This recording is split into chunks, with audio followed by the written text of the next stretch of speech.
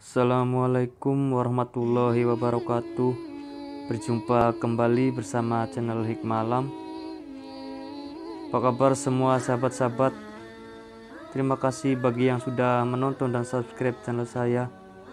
Semoga Allah memberikan kesejahteraan, dilimpahkan rizkinya, serta dimudahkan segala urusannya.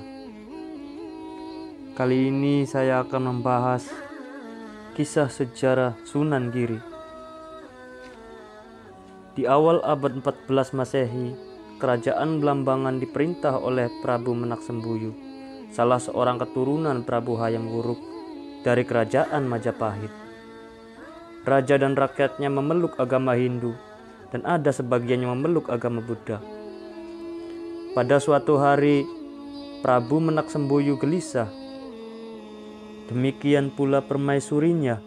Pasalnya putri mereka satu-satunya telah jatuh sakit selama beberapa bulan. Sudah diusahakan mendatangkan tabib dan dukun untuk mengobati, tapi sang putri belum sembuh juga. Memang pada waktu itu kerajaan Blambangan sedang dilanda pagebluk atau wabah penyakit. Banyak sudah korban berjatuhan. Menurut gambaran babat tanah Jawa, esok sakit, sorenya mati. Seluruh penduduk sangat prihatin, berduka cita, dan hampir semua kegiatan sehari-hari menjadi macet total. Atas saran permaisuri, Prabu Menak-Sembuyu kemudian mengadakan sayembara. Siapa yang dapat menyembuhkan putrinya akan diambil menantu, dan siapa yang dapat mengusir wabah penyakit di Blambangan akan diangkat sebagai bupati atau raja muda. Sayembara disebar di hampir pelosok negeri. Sehari, 2 hari, seminggu, bahkan berbulan-bulan kemudian, tak ada seorang pun yang menyatakan kesanggupannya untuk mengikuti sayembara itu. Permaisuri makin sedih hatinya. Prabu Menak-Sembuyu berusaha menghibur istrinya dengan menugaskan Patih Bajul Sengara untuk mencari pertapa sakti guna mengobati penyakit putrinya. Diiringi beberapa prajurit pilihan, Patih Bajul Sengara berangkat melaksanakan tugasnya. Para pertapa biasanya tinggal di puncak atau lereng-lereng gunung. Maka kesanalah Patih Bajul Sengara mengajak pengikutnya mencari orang-orang sakti. Patih Bajul Sengara akhirnya bertemu dengan Resi Kandaya yang mengetahui adanya seorang tokoh sakti dari negeri seberang. Orang yang dimaksud adalah Syekh Maulana Ishaq yang sedang berdakwah secara sembunyi-sembunyi di negeri Blambangan. Patih Bajul Sengara dapat bertemu dengan Syekh Maulana Ishaq yang sedang bertafakur di sebuah goa. Setelah terjadi negosiasi bahwa raja dan rakyat Blambangan mau diajak memeluk agama Islam, maka Syekh Maulana Ishaq bersedia datang ke istana Blambangan. Ia memang piawai di bidang ilmu ketabiban. Putri Dewi Sekardadu sembuh setelah diobati. Pagebluk juga lenyap dari wilayah Blambangan. Sesuai janji raja, maka Syekh Maulana Ishaq dikawinkan dengan Dewi Sekardadu. Diberi kedudukan sebagai adipati untuk menguasai sebagian wilayah Blambangan. Hasutan sang patih. 7 bulan sudah Syekh Maulana Ishaq menjadi adipati baru di Blambangan. Makin hari semakin bertambah banyak saja penduduk Blambangan yang masuk agama Islam. Sementara Patih Bajul Sengara tak henti-hentinya mempengaruhi sang Prabu dengan hasutan-hasutan jahatnya. Hati Prabu Menak-Sembuyu jadi panas mengetahui hal ini. Patih Bajul Sengara sendiri tanpa mengetahui sang Prabu sudah mengadakan teror pada pengikut Syekh Maulana Ishaq. Tidak sedikit penduduk kadipaten yang dipimpin Syekh Maulana Ishaq diculik, disiksa dan dipaksa kembali kepada agama lama. Walaupun kegiatan itu dilakukan secara rahasia dan sembunyi-sembunyi, pada akhirnya Syekh Maulana Ishaq mengetahui juga. Pada saat itu, Dewi Sekardadu sedang hamil 7 bulan. Syekh Maulana Ishaq sadar bila hal itu diteruskan akan terjadi pertumpahan darah yang seharusnya tidak perlu. Kasihan rakyat jelata yang harus menanggung akibatnya. Maka dia segera berpamitan kepada istrinya untuk pergi meninggalkan Blambangan. Demikianlah Pada tengah malam, dengan hati berat karena harus meninggalkan istri yang hamil 7 bulan, Syekh Maulana Ishaq berangkat meninggalkan Blambangan seorang diri. Besok harinya, pasukan besar prajurit Blambangan yang dipimpin Patih Bajul Sengara menerobos masuk wilayah kadipaten yang sudah ditinggalkan Syekh Maulana Ishaq. Tentu saja Patih kecele. Walau seluruh isi istana diobrak-abrik, dia tidak menemukan Syekh Maulana Ishaq yang sangat dibencinya. 2 bulan kemudian, dari rahim Dewi Sekardadu lahir bayi laki-laki yang elok rupanya. Sesungguhnya Prabu Menak-Semboyu dan permaisurinya merasa senang dan bahagia melihat kehadiran cucunya yang montok dan rupawan itu. Bayi itu lain daripada yang lain. Wajahnya mengeluarkan cahaya terang. Lain halnya dengan Patih Bajul Sengara. Dibiarkannya bayi itu mendapat limpahan kasih sayang keluarga istana selama 40 hari. Sesudah itu, dia menghasut Prabu Menak-Semboyu. Kebetulan pada saat itu wabah penyakit berjangkit lagi di Blambangan. Maka Patih Bajul Sengara bikin ulah lagi. Bayi itu, benar Gusti Prabu, cepat atau lambat bayi itu akan menjadi bencana di kemudian hari. Wabah penyakit ini pun, menurut dukun-dukun terkenal di Blambangan ini, disebabkan adanya hawa panas yang memancar dari jiwa bayi itu. Kilah Patih Bajul Sengara dengan alasan yang dibuat-buat. Sang Prabu tidak cepat mengambil keputusan, dikarenakan dalam hatinya dia terlanjur menyukai kehadiran cucunya itu. Namun sang Patih tiada bosan-bosannya menteror dengan hasutan dan tuduhan keji. Akhirnya sang Prabu terpengaruh juga. Walau demikian, tiada tega juga dia memerintahkan pembunuhan atas cucunya itu secara langsung. Bayi yang masih berusia 40 hari dimasukkan ke dalam peti dan diperintahkan untuk dibuang ke samudra. Pada suatu malam, ada sebuah perahu dagang dari Gresik melintasi Selat Bali. Ketika perahu itu berada di tengah-tengah Selat Bali, tiba-tiba terjadi keanehan. Perahu itu tidak dapat bergerak. Maju tak bisa, mundur pun tak bisa. Nahkoda memerintahkan awak kapal untuk memeriksa sebab-sebab kemacetan itu. Mungkinkah perahunya membentur batu karang? Setelah diperiksa ternyata perahu itu hanya menabrak sebuah peti berukir indah. Seperti peti milik kaum bangsawan yang digunakan menyimpan barang berharga. Nahkoda memerintahkan mengambil peti itu. Di atas perahu, peti itu dibuka. Semua orang terkejut karena di dalamnya terdapat seorang bayi mungil yang bertubuh montok dan rupawan. Nahkoda merasa gembira dapat menyelamatkan jiwa si bayi mungil itu. Tapi juga mengutuk orang yang tega membuang bayi itu ke tengah lautan. Sungguh orang yang tidak berperi kemanusiaan.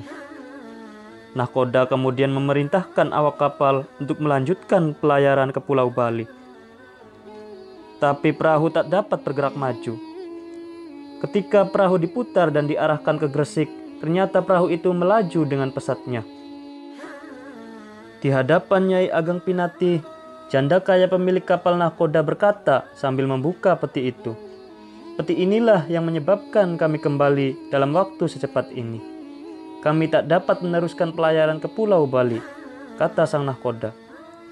Bayi siapa ini?" gumam Nyai Ageng Pinati sembari mengangkat bayi itu dari dalam peti. "Kami menemukannya di tengah samudra Selat Bali," jawab nahkoda kapal.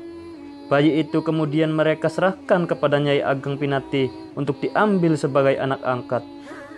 Memang sudah lama dia menginginkan seorang anak.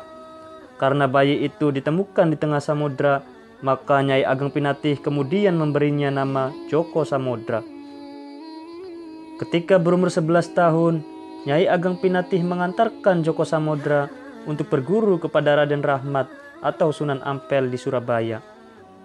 Menurut beberapa sumber mula, pertama Joko Samudra setiap hari pergi ke Surabaya dan sorenya kembali ke Gresik. Sunan Ampel kemudian menyarankan agar anak itu mondok saja di pesantren Ampel Denta supaya lebih konsentrasi dalam mempelajari agama Islam. Pada suatu malam, seperti biasa, Raden Rahmat hendak mengambil air wudhu guna melaksanakan sholat tahajud. Mendoakan murid-muridnya, dan mendoakan umat agar selamat di dunia dan akhirat.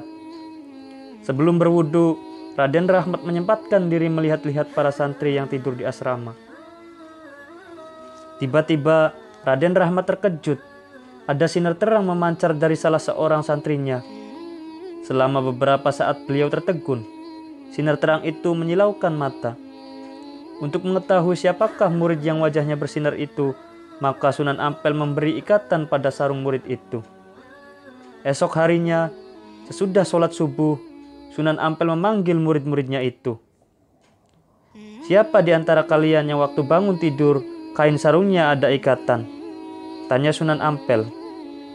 "Saya, Kanjeng Sunan," acung Joko Samodra. Melihat yang mengacungkan tangan Joko Samodra, Sunan Ampel makin yakin bahwa anak itu pastilah bukan anak sembarangan. Kebetulan, pada saat itu Nyai Ageng Pinatih datang untuk menengok Joko Samodra. Kesempatan itu digunakan Sunan Ampel untuk bertanya lebih jauh tentang asal-usul Joko Samodra. Nyai Ageng Pinatih menjawab sejujur-jujurnya bahwa Joko Samodra ditemukan di tengah Selat Bali ketika masih bayi. Peti yang digunakan untuk membuang bayi itu hingga sekarang masih tersimpan rapi di rumah Nyai Ageng Pinatih. Teringat pada pesan Syekh Maulana Ishak sebelum berangkat ke negeri Pasai, maka Sunan Ampel kemudian mengusulkan pada Nyai Ageng Pinatih agar nama anak itu diganti dengan nama Raden Paku. Nyai Ageng Pinatih menurut saja apa kata Sunan Ampel. Dia percaya penuh kepada wali besar yang sangat dihormati masyarakat, bahkan juga masih terhitung seorang pangeran Majapahit itu. Kisah Raden Paku. Sewaktu mondok di pesantren Ampel Denta, Raden Paku sangat akrab bersahabat dengan putra Raden Rahmat yang bernama Raden Makdum Ibrahim. Keduanya bagai saudara kandung saja, saling menyayangi dan saling mengingatkan. Setelah berusia 16 tahun, kedua pemuda itu dianjurkan untuk menimba ilmu pengetahuan yang lebih tinggi di negeri seberang sambil meluaskan pengalamannya. Di negeri Pasai, banyak orang pandai dari berbagai negeri. Di sana juga ada ulama besar yang bergelar Syekh Awalul Islam. Dialah ayah kandungmu yang nama aslinya adalah Syekh Maulana Ishak. Pergilah ke sana, tuntutlah ilmunya yang tinggi dan teladanilah kesabarannya dalam mengasuh para santri dan berjuang menyebarkan agama Islam. Hal itu akan berguna kelak bagi kehidupanmu di masa yang akan datang. Pesan itu dilakukan oleh Raden Paku dan Raden Makdum Ibrahim. Dan begitu sampai di negeri Pasai, keduanya disambut gembira, penuh rasa haru dan bahagia oleh Syekh Maulana Ishak, ayah kandung Raden Paku yang tak pernah melihat anaknya sejak bayi. Raden Paku menceritakan riwayat hidupnya sejak masih kecil, ditemukan di tengah samudra, dan kemudian diambil anak angkat oleh Nyai Ageng Pinatih dan berguru kepada Sunan Ampel di Surabaya. Sebaliknya, Syekh Maulana Ishak kemudian menceritakan pengalamannya di saat berdakwah di Blambangan, sehingga terpaksa harus meninggalkan istri yang sangat dicintainya. Raden Paku menangis sesegukan mendengar kisah itu.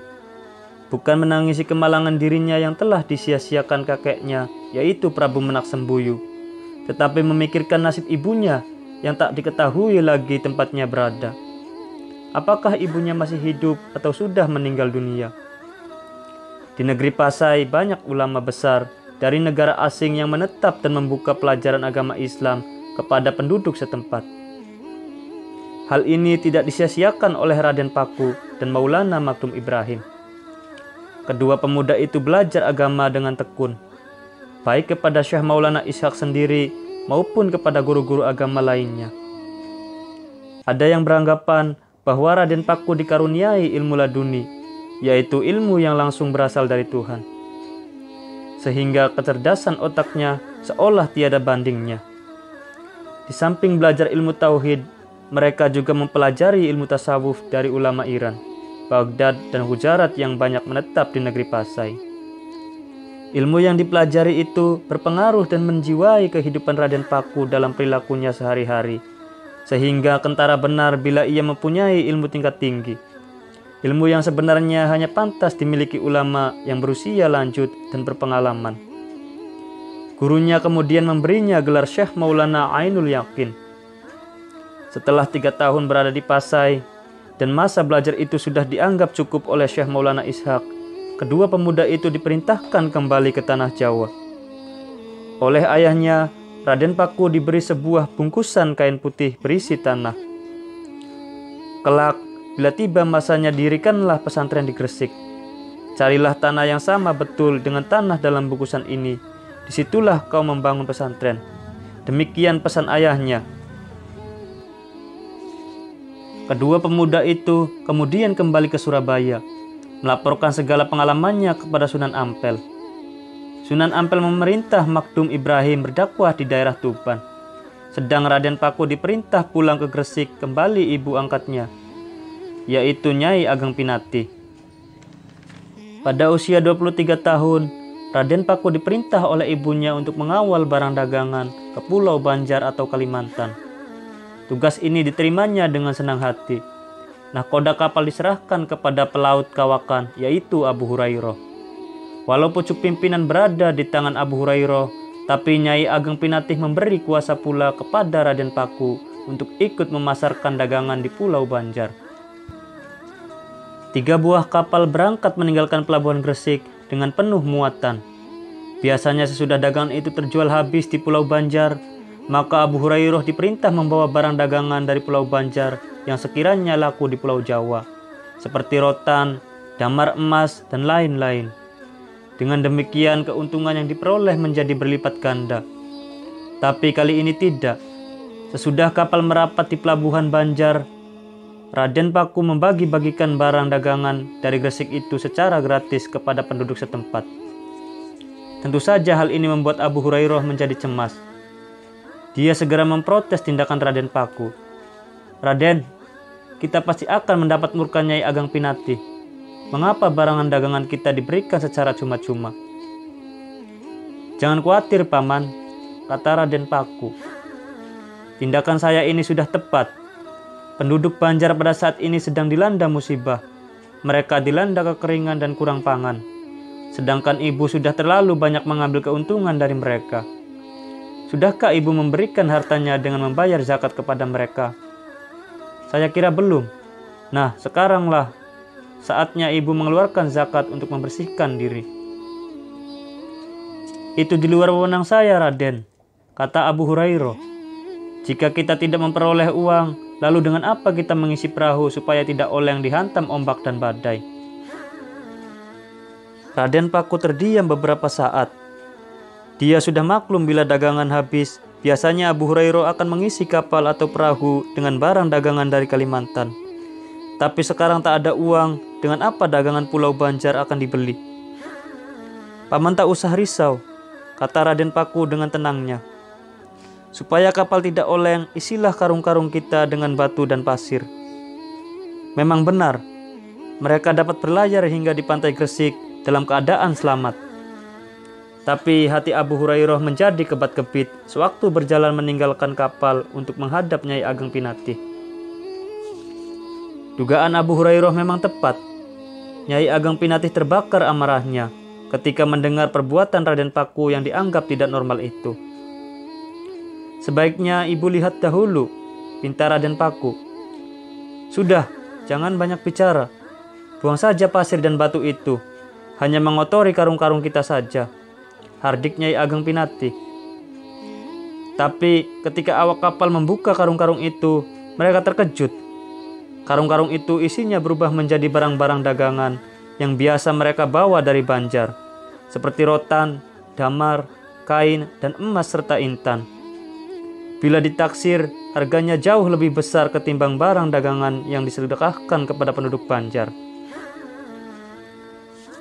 Perkawinan Raden Paku. Alkisah, ada seorang bangsawan Majapahit bernama Ki Ageng Supabungkul. Ia mempunyai sebuah pohon yang aneh di depan pekarangan rumahnya. Setiap kali ada orang hendak mengambil buah delima yang berbuah satu itu, pasti mengalami nasib celaka. Kalau tidak ditimpa penyakit berat, tentulah orang tersebut meninggal dunia. Suatu ketika, Raden Paku tanpa disengaja lewat di depan pekarangan Ki Ageng Bungkul. Begitu dia berjalan di bawah pohon delima, Tiba-tiba buah pohon itu jatuh mengenai kepala Raden Paku. Ki Ageng Bungkul tiba-tiba muncul mencegat Raden Paku. Dan ia berkata, "Kau harus kawin dengan putriku, Dewi Wardah." Memang, Ki Ageng Bungkul telah mengadakan sayembara. Siapa saja yang dapat memetik buah delima itu dengan selamat, maka ia akan dijodohkan dengan putrinya yang bernama Dewi Wardah. Raden Paku bingung menghadapi hal itu. Maka peristiwa itu disampaikan kepada Sunan Ampel. "Tak usah bingung, Ki Ageng Bungkul itu seorang muslim yang baik. Aku yakin Dewi Wardah juga seorang muslimah yang baik.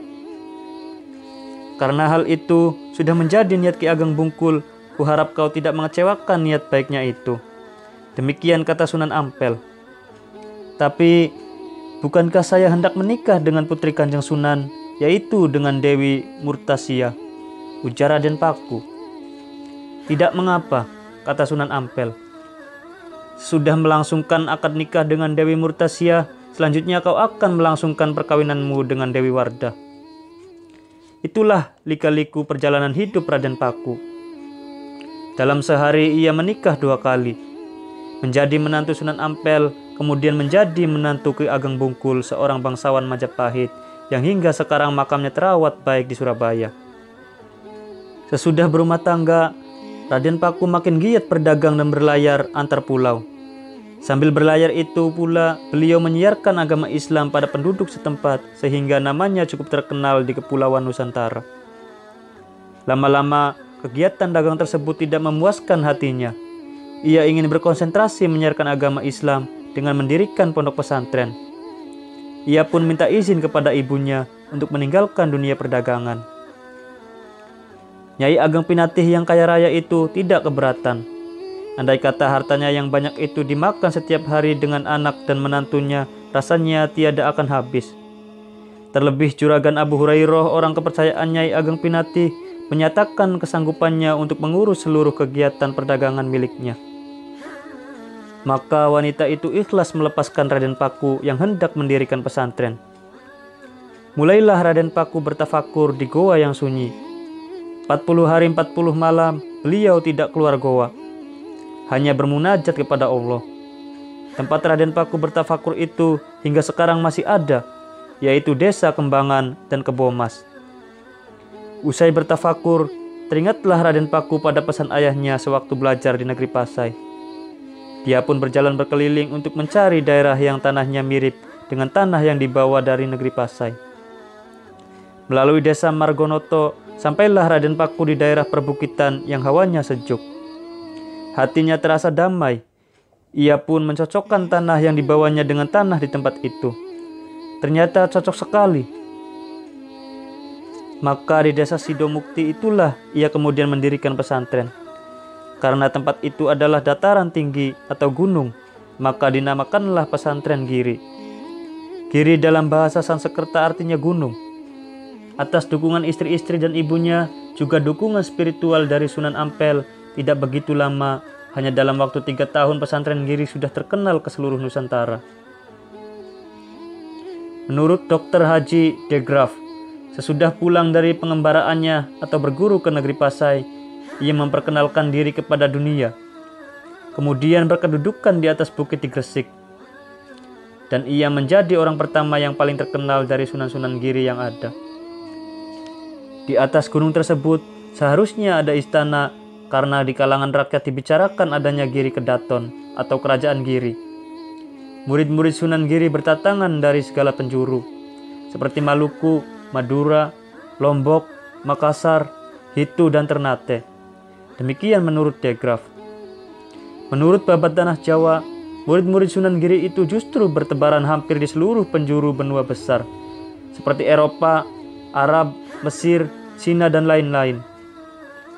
Semua itu adalah penggambaran nama Sunan Giri sebagai ulama besar yang sangat dihormati orang pada zamannya. Di samping pesantrennya yang besar, ia juga membangun masjid sebagai pusat ibadah dan pembentukan iman umatnya. Untuk para santri yang datang dari jauh, beliau juga membangun asrama yang luas.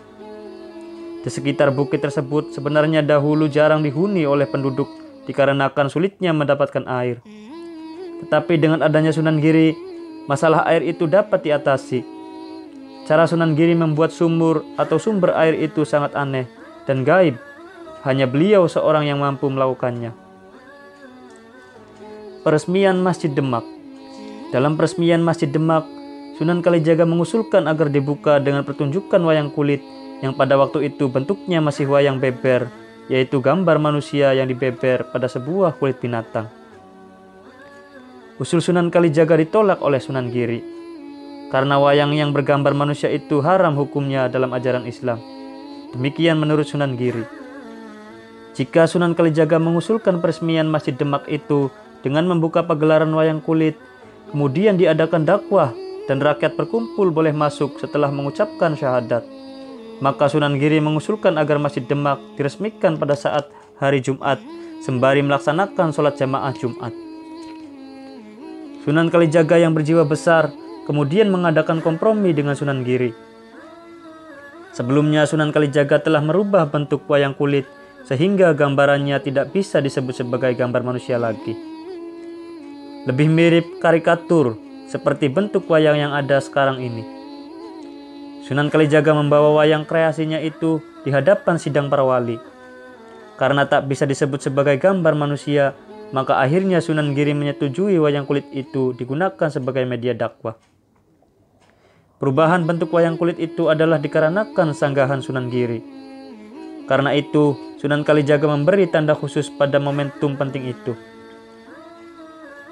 Pemimpin para dewa dalam pewayangan oleh Sunan Kalijaga dinamakan Sang Hyang Girinata, yang artinya sebenarnya adalah Sunan Giri yang menata. Maka perdebatan tentang peresmian Masjid Demak bisa diatasi. Peresmian itu akan diawali dengan sholat Jumat, kemudian diteruskan dengan pertunjukan wayang kulit yang dimainkan oleh Ki Dalang Sunan Kalijaga. Jasa-jasa Sunan Giri. Jasanya yang terbesar tentu saja perjuangannya dalam menyebarkan agama Islam di tanah Jawa, bahkan ke Nusantara. Baik dilakukannya sendiri sewaktu masih muda, sambil berdagang ataupun melalui murid-muridnya yang ditugaskan keluar pulau. Beliau pernah menjadi hakim dalam perkara pengadilan Syekh Siti Jenar, seorang wali yang dianggap murtad karena menyebarkan faham panteisme dan meremehkan syariat Islam yang disebarkan para wali lainnya. Dengan demikian, Sunan Giri ikut menghambat tersebarnya aliran yang bertentangan dengan faham Ahlus Sunnah wal Jamaah. Keteguhannya dalam menyiarkan agama Islam secara murni dan konsekuen membawa dampak positif bagi generasi Islam berikutnya. Islam yang disiarkannya adalah Islam sesuai ajaran Nabi, tanpa dicampuri kepercayaan atau adat istiadat lama. Di bidang kesenian, beliau juga berjasa besar, karena beliaulah yang pertama kali menciptakan Asmarandana dan Pucung. Beliau pula yang menciptakan tembang dan tembang dolanan anak-anak yang bernafas Islam, antara lain jamuran, cublak-cublak suweng, jitungan, dan delikan. Di antara permainan anak-anak yang diciptanya ialah sebagai berikut. Di antara anak-anak yang bermain, ada yang menjadi pemburu dan yang lainnya menjadi objek buruan. Mereka akan selamat dari kejaran pemburu bila telah berpegang pada tonggak atau batang pohon yang telah ditentukan lebih dulu. Inilah permainan yang disebut celungan. Arti permainan tersebut adalah seseorang yang sudah berpegang teguh kepada agama Islam Tauhid, maka ia akan selamat dari ajakan setan atau iblis yang dilambangkan sebagai pemburu. Sembari melakukan permainan yang disebut celungan itu, biasanya anak-anak akan menyanyikan lagu Padang Bulan. Padang-padang bulan, ayo gage da dolanan, dolananena ing latar, ngalap padang gilar-gilar, ludung begogo hangetikar. Yang artinya, malam terang bulan, marilah lekas bermain. Bermain di halaman, mengambil di halaman, mengambil manfaat benderangnya rembulan, mengusir gelap yang lari terbirit-birit. Maksud lagu dolanan tersebut ialah, agama Islam telah datang, maka marilah kita segera menuntut penghidupan di muka bumi ini untuk mengambil manfaat dari agama Islam, agar hilang lenyaplah kebodohan dan kesesatan. Para pengganti Sunan Giri. Sunan Giri atau Raden Paku lahir pada tahun 1442 Masehi. Memerintah kerajaan Giri selama kurang lebih 20 tahun. mulai tahun 1487 hingga tahun 1506. Sewaktu memerintah Giri Kedaton, beliau bergelar Prabu Satmata. Pengaruh Sunan Giri ini sangat besar terhadap kerajaan-kerajaan Islam di Jawa maupun di luar Jawa. Sebagai bukti adalah adanya kebiasaan bahwa apabila seorang hendak dinobatkan menjadi raja, haruslah memerlukan pengesahan dari Sunan Giri. Giri Kedaton atau Kerajaan Giri berlangsung selama hampir 200 tahun. Sesudah Sunan Giri yang pertama meninggal dunia, beliau digantikan anak keturunannya, yaitu Sunan Dalem, Sunan Sedomargi, Sunan Giri Prapen, Sunan Kawisgua, Panembahan Ageng Giri, Panembahan Mas Witana Sidengrana, Pangeran Singonegoro, bukan keturunan dari Sunan Giri, dan Pangeran Singosari. Pangeran Singosari ini berjuang gigih mempertahankan diri dari serbuan Sunan Amangkurat II yang dibantu oleh VOC dan Kapten John Kerr. Serbuan ke Giri itu adalah dalam rangka penumpasan pemberontakan yang dilakukan oleh Trunojoyo, seorang murid dari pesantren Giri yang pernah menjungkir balikkan Keraton Surakarta dan bahkan pernah menjadi raja di Kediri. Pemberontakan Trunojoyo itu dilakukan karena tindakan sewenang-wenang dari Sunan Amangkurat I yang pernah menumpas dan membunuh 6.000 ulama Ahlus Sunnah yang dituduh menyebarkan isu ketidakpuasan rakyat terhadap raja. Padahal itu hanya fitnah dari para pengikut faham Manunggaling Kawula Gusti, faham yang diajarkan oleh Syekh Siti Jenar yang ditentang Wali Songo. Itulah kisah di atas dari kisah sejarah Sunan Giri. Jika kalian suka video ini, jangan lupa like, share, dan subscribe. Mohon maaf apabila ada kata-kata saya yang salah. Akhir kata, wabillahi taufik wal hidayah. Wassalamualaikum warahmatullahi wabarakatuh.